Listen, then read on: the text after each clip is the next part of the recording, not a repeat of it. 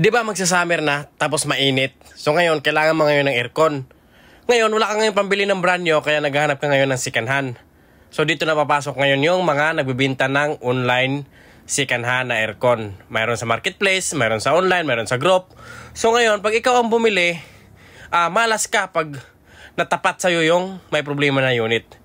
Pero mayroon namang goods, pero nung kinabit na ay hindi na gumana. So yun yung pag-uusapan natin ngayon, Minoy, no?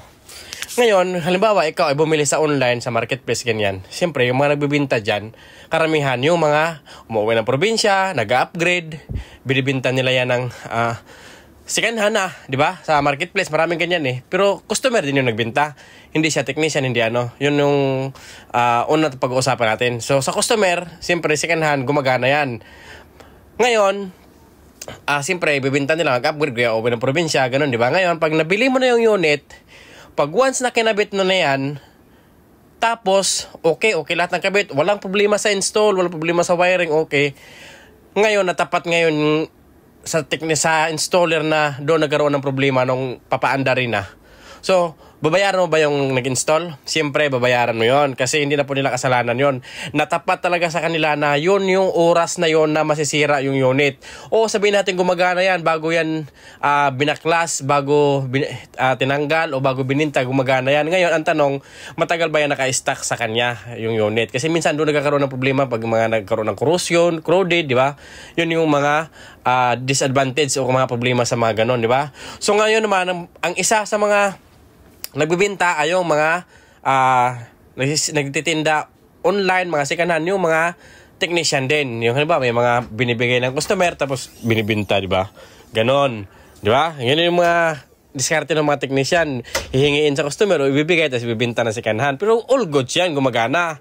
Ngayon, pag once na kinabit na yan, yun din ang magkakabit, di ba? Yung nagbinta kasi kasama na yan sa package eh, no?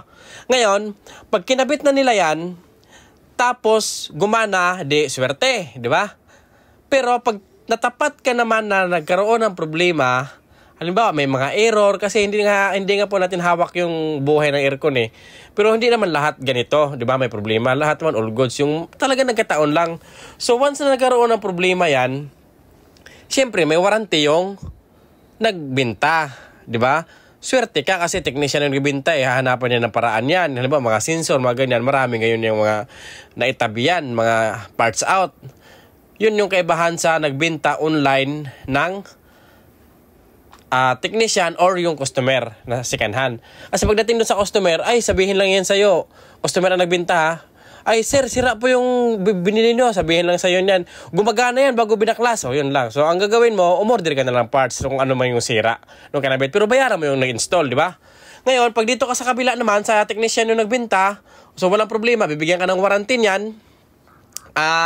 Sabihin na mayroon akong 1 week warranty ma'am, 1 month warranty, ganyan. Di ba? Mayroon din kasi nag-comment sa akin nung una kong video, sabi ko bago natin ito talakayin na dapat makita mo na gumagana.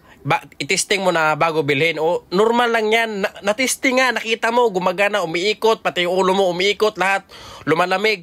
Ang problema nga ngayon, pag kinabit mo na, doon na yan nagkakaroon ng problema pag natapat sa iyo. Diba? Yun yung ibig sabihin. Pero hindi po lahat ay matatapat sa iyo.